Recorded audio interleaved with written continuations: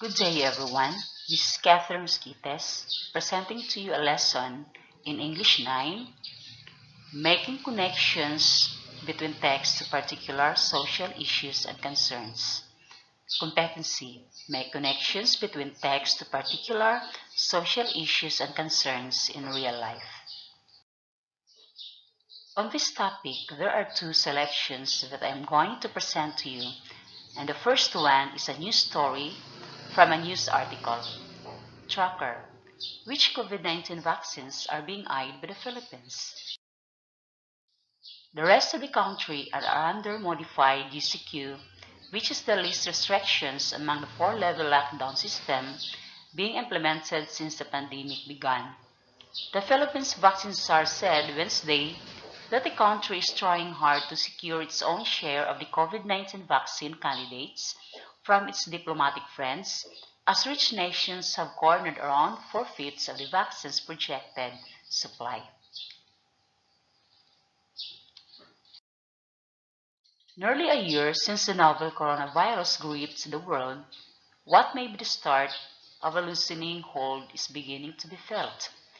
A world effort to find a viable vaccine has resulted in a number of candidates showing promising results in the fight against COVID-19, with experts saying more will follow. Philippine officials earlier said the country had no capacity yet to locally produce a COVID-19 vaccine of its own.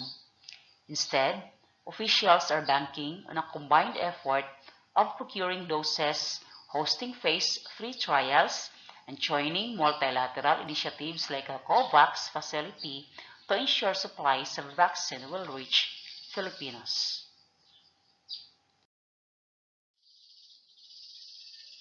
Through negotiations with vaccine development and pharmaceutical companies, government officials have mentioned at least 14 specific COVID-19 vaccines being eyed for use in the Philippines.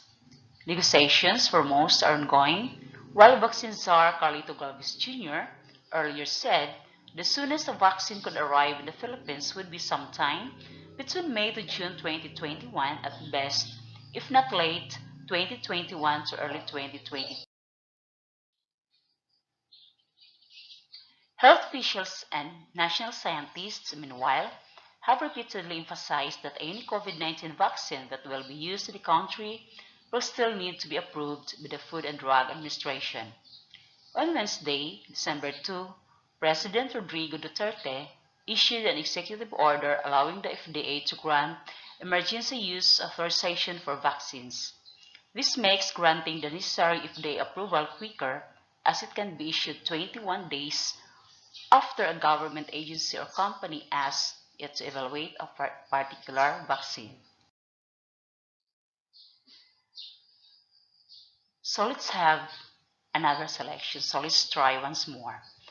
The poem was written during the author's 20-month stay in a hospital as a patient. How does he express his indomitable spirit? Do you agree with his views? So I'm going to present to you first the background of the author before giving you the content of it. As early as at the age of 12, Henley was diagnosed with tuberculosis of the bone, which led to the amputation of his left leg below the knee a few years later.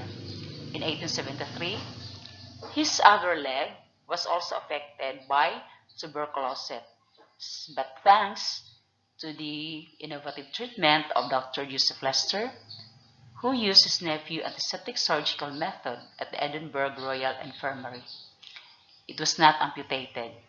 Henley stayed almost 2 years under Dr. Lester's care in the Edinburgh Infirmary. During his long stay in the hospital, he began to write poetry which reflected his traumatic experiences as a patient.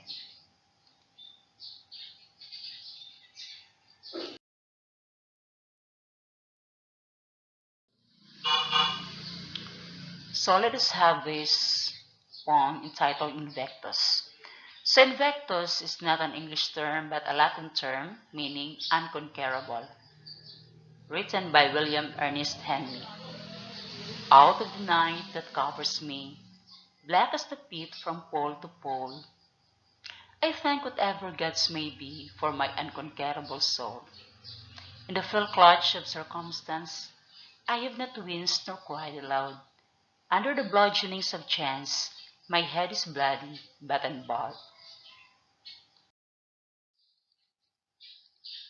Beyond this wrath of tears,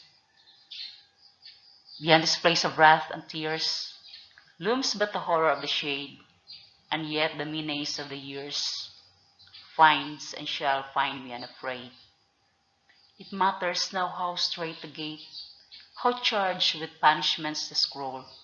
I am the master of my fate, I am the captain of my soul. So let us connect the two selections.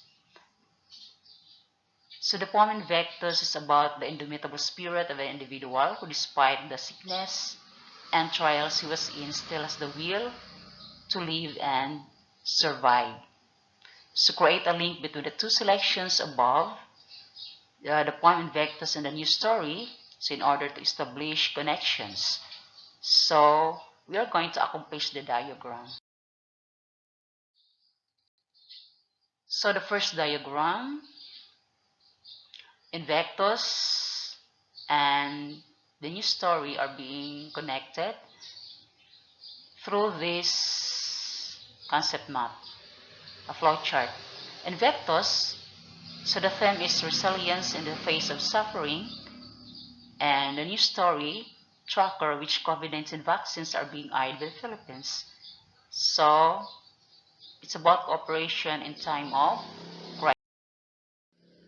So the next is a Venn diagram. And in a Venn diagram, we are going to give the differences and the similarities of these two selections. So from the news story, it shows an immediate response to the issue. It presents the struggle of the country. It establishes collaboration to resolve the social issue. And for Invectus, it shows about one's strength in his most difficult time. And it emphasizes gratitude despite of the hardship. So to give the similarities, so they tell about how to resolve the crisis and they deal with inevitable sufferings. Then another one, show the value of persistence during the darkest time. So thank you for listening my video lesson.